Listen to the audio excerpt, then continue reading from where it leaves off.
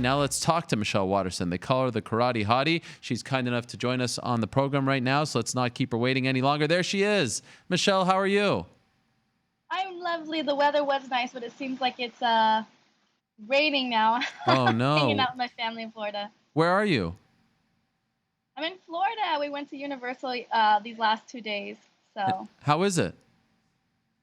well, it's raining now, Oh, but no. we had lots of fun. I hadn't seen my family in a while, so it's good to hang out with her. My niece just turned 10, so we did the Harry Potter Oh. thing. You know, we're a network owned by Disney, so if you're in Florida, you should have said that you're at Disney, like to just sort of butter up the bosses here. But it's okay. It's okay. We appreciate the honesty. I'm assuming you watched UFC 238 this weekend? You know what? I didn't get a chance to. I just got a chance to watch the highlights of it. I was out here hanging out with my family and my niece, and I wanted to give her my full attention. Okay. Well, I respect that even more. I appreciate that. I was watching UFC 238 on Saturday night, and of course, there's this little race to see who will be next for the strawweight title fight. And I watched the Tatiana Suarez fight, and I tweeted moments afterwards. I said, the big winner coming out of this fight is Michelle Waterson, because I felt like Suarez, while she won, and I know afterwards we found out that she has an injured neck, and I still think that she's going to be a superstar and a potential future champion. She's undefeated. She's very young. I just felt like she didn't put that exclamation point, and then I felt like Michelle Waterson is the one.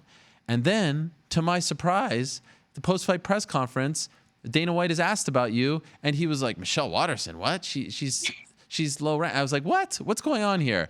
Explain to me. What is going on here? There has to be more to this story. I love Dana. We've had a great relationship. I respect him. I just think he's really busy. He has a lot on his hands. He has to take care of a lot of fighters. And at the end of the day, he's probably given, a breakdown or a lineup of the fighters and just a list of the rankings. And he talks about the fighters that way. And in my opinion, if you're looking at the rankings, in my opinion, I think the rankings are shit. And I feel like I have a great case against me, especially after what you just said. If we're going off of last performances, now Tatiana is facing people ranked in the top 10, and we see what happens when you start facing higher ranking girls. The competition becomes more steep, and it's hard to pop off good, solid, dominant performances. The higher the competition. Okay. So do you feel like you're still so basically, was I right? Are you the big Yes, winner from Saturday?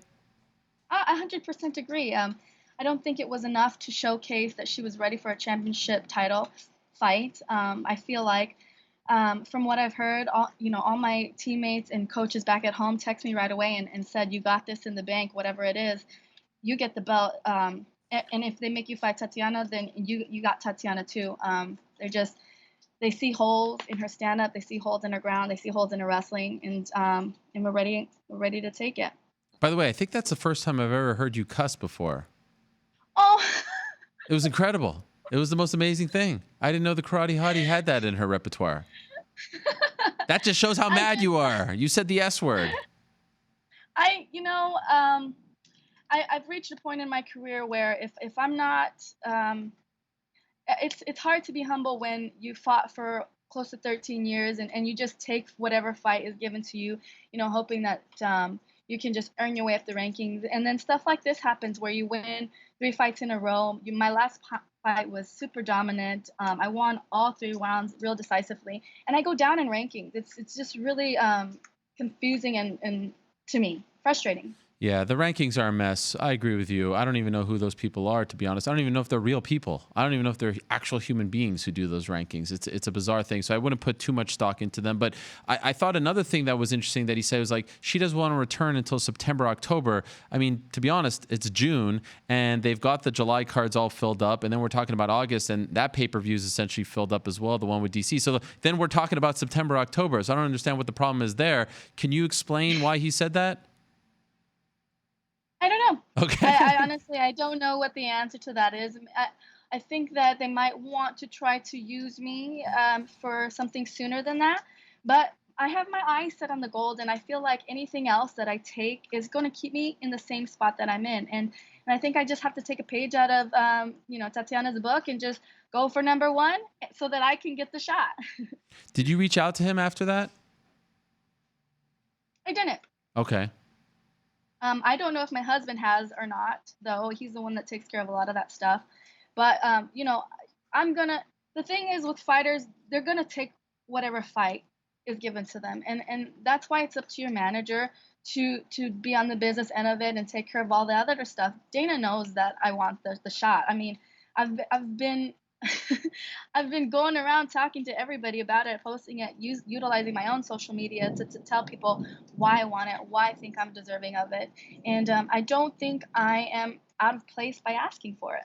Is it a little bit exhausting to not just worry about the fighting and all that stuff, but now you have to go on this almost like this campaign to convince the world that you should be next? It is, but I feel like at the level that I'm at, this is what I have to do. Okay. So it's not something that you are too annoyed by. You get it's part of the territory, so to speak. I think so, and I guess I can kind of be a bit proud of that I have reached that level where now there has to be a bit of negotiation. There has to be a little bit of, all right, well, what do we do now? And that's where we're at. How will you react if they don't give it to you? I'm still training, I'm still fighting, but if they don't give me the belt, I want number one or number two, and that's Rose, who has obviously already spoke about wanting to take a break, and I commend her for that. She's honest with herself, and it's really hard for fighters to do that nowadays.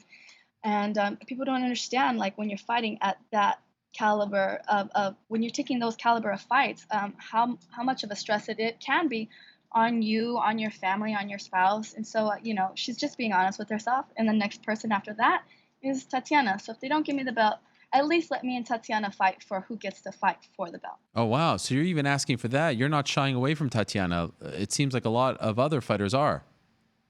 Well, I no, not at all, especially after this weekend. Right. You weren't impressed by what you saw? No, and also, um, when you get to this caliber, we all have the same amount of set skills. I feel like Tatiana's done a great job at utilizing her strengths to win the fights, but now, at the level that she's broken through, she has to face, she has to be able to understand what it takes to get past, your first answer. If your first answer gets shut down, what happens with your second answer? And I do understand injury, but injury is a part of every fighter's fight camp. We all go through it. It's not something like out of the norm. Do you feel like she's overhyped? No, I think that she is, she's good, but I do feel like I don't think that she's Khabib. Right. Like people were um, comparing her to Khabib not that long ago. yeah, I think her wrestling is really good, but this is MMA, and obviously the longer that she's in it, the more she'll grow and get better. But at this moment, I don't think that she's ready for a championship fight. Okay. You were in Brazil. You saw the Andrade Namajunas fight in person. What did you make? Obviously, Andrade won the fight, but let's be real. She did not win the first round. Rose looked phenomenal in the first round. What did you make of her performance overall? You're absolutely right. I feel like Rose was winning a couple shots more, and I think that it would have been a TKO for Rose. I think that it was great on Andrade's part to go back into her corner, take a deep breath, regather herself, and go out there. She knew, I think, that if they went 5 rounds, it was going to be a tough night for her. So I think she knew she had to finish it and finish it the best way she knew how, which is with her pile driver, her signature move. But when you saw that, did your confidence grow? You're like, I could take that. Like, she's not the boogie woman that everyone is making her out to be, right? I mean, I think we all saw that when she fought Joanna. And I think Rose just took a page out of her book. The only difference with Rose and Joanna is Rose likes to take risks sometimes, and that's because she's really confident in her jiu-jitsu. Unfortunately, it didn't play out for her that time. But, at the end of the day, we all do really we breathe the same air, we bleed the same blood. Yes, Andrade hits hard. Yes, she is really good with her takedowns. It's a fight. Right. Anything can happen in a fight, and you've been looking amazing as of late. Are you injured, by the way, or are you 100%? I'm 100% spending time Okay. with my family and training to get better every day. Right. So this idea that like you're asking for more time off or anything like that, not true. I'm not asking for time off. I'm asking for the right fight. Right. You want the proper fight. You want to fight for the belt. You want a proper training camp. You want to get what's yours. You want to get what you deserve, Well, what you earned. I do, and I think there's just so many people behind me, so many people that believe in me.